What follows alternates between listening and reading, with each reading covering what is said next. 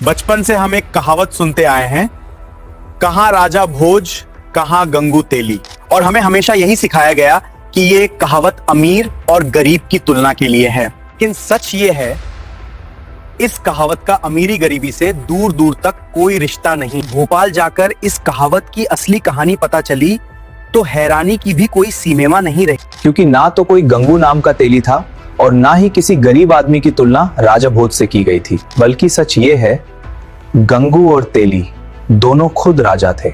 हम बचपन से ये मानते आए थे कि किसी साधारण तेली की तुलना एक महान राजा से की जा रही है, लेकिन असल में ये सोच पूरी तरह गलत थी।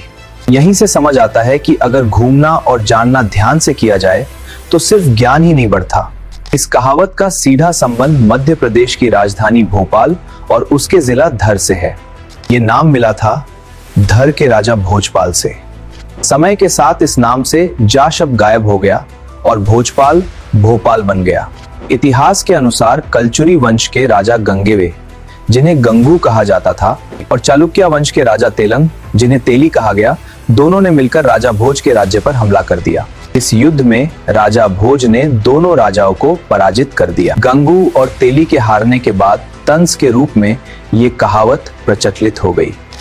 कहां राजा भोज और कहां गंगू तेली।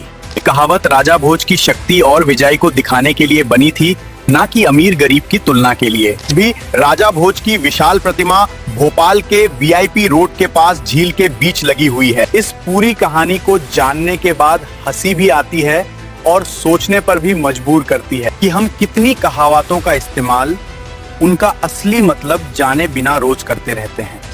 अब आप बताइए, क्या आपको भी इस कहावत का असली मतलब आज पहली बार पता चला? अगर नहीं जानते थे तो कमेंट बॉक्स में जरूर बताना।